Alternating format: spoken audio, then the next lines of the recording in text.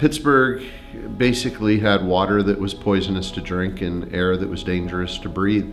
And it was a decision back after World War II that led to the first Clean Air Act in American history. It was done because it had to be done. I mean, the quality of life was not only being affected, but the health of our citizens was a direct result of that. So we started to clean our air, we began to clean our water, and it's a journey that we continue on.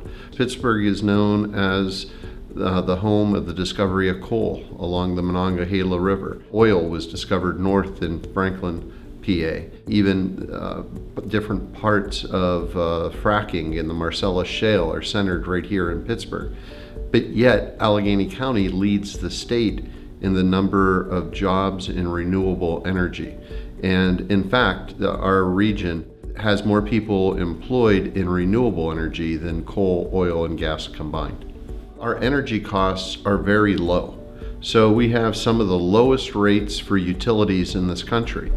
However, in the city of Pittsburgh, our utility bills are twice the national average. It's a very unique situation. How can you have low cost of energy, yet the people who are being burdened by the energy costs are paying over double what most people in this country pay? In large reasons because of an aging housing stock, but also because of issues like climate change and extreme swings in weather. Energy burden is not just a Pittsburgh problem.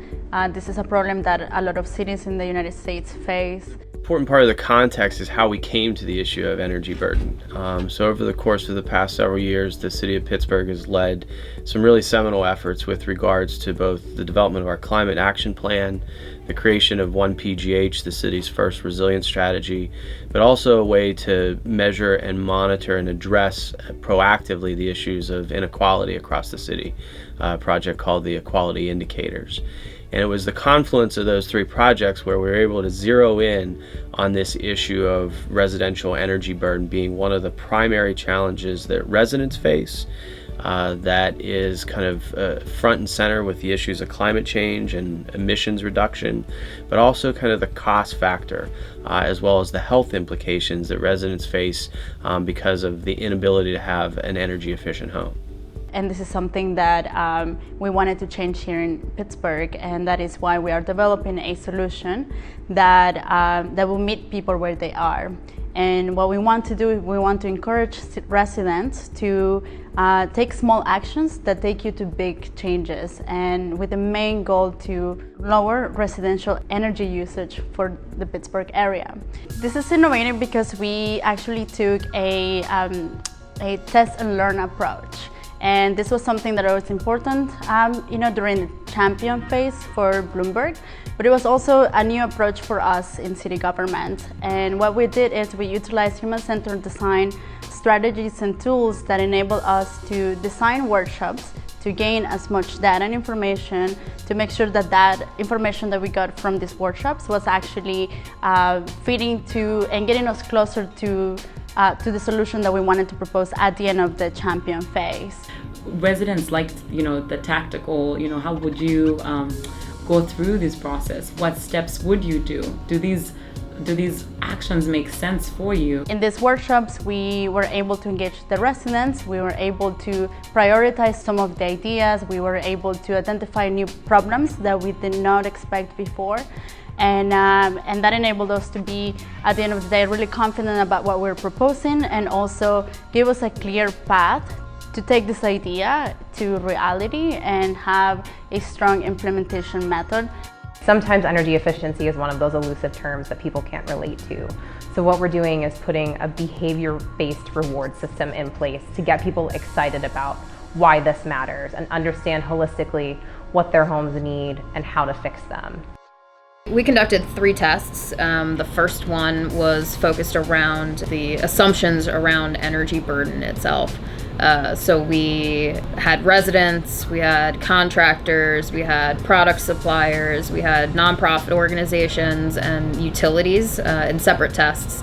And we tested around energy burden and what the problems around energy burden for residents actually are. The second test focused around the energy audit. So in the first test, we also learned that energy audits are super important for residents. to understand what it is that they need to be doing in their houses to reduce energy burden. A lot of people in Pittsburgh are ready to tackle energy issues in their homes, but education is also crucial.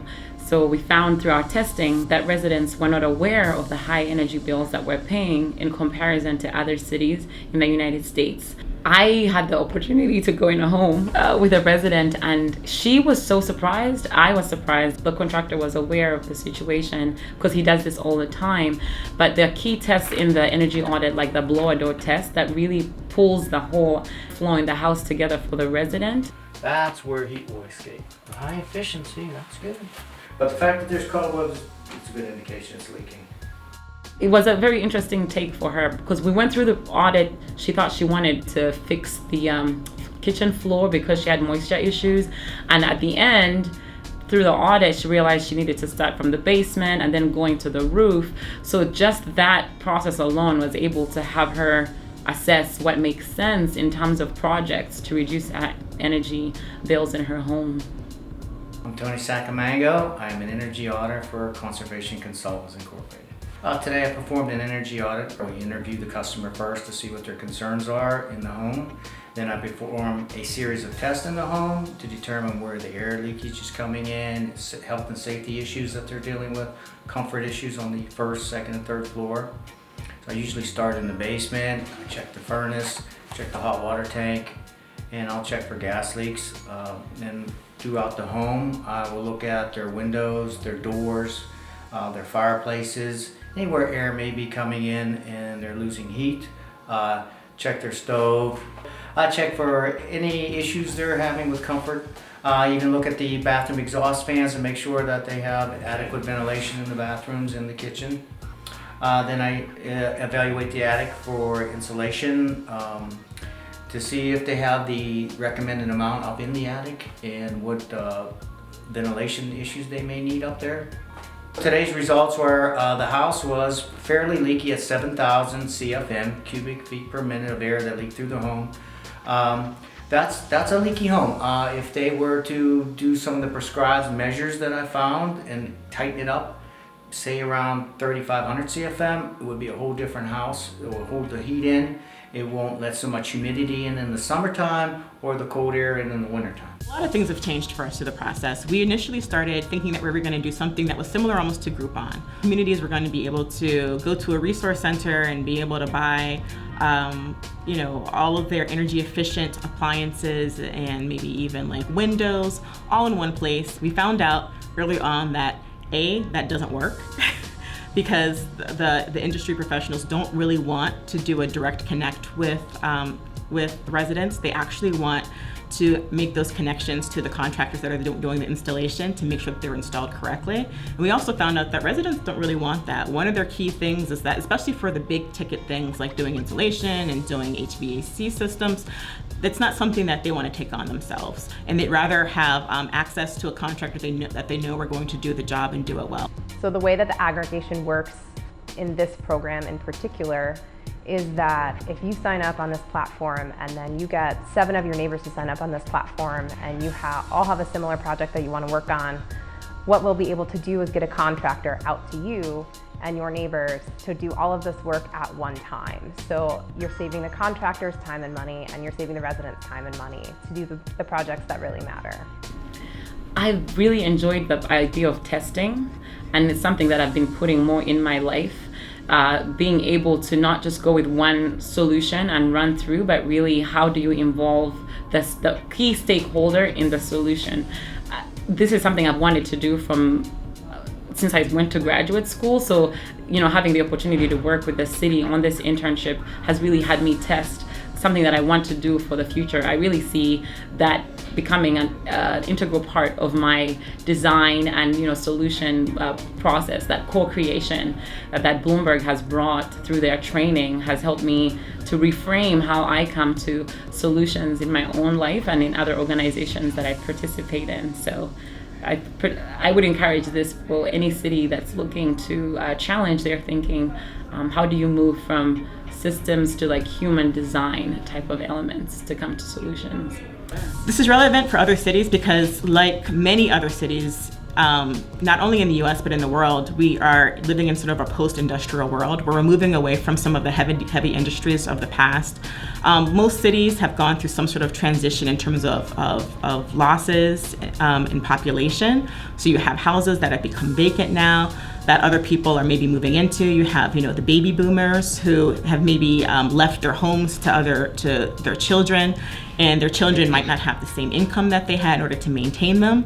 And you have other cities where, you just have really old, outdated infrastructure that needs to be upgraded. So we can solve this for Pittsburgh. We know that we can solve it for other cities.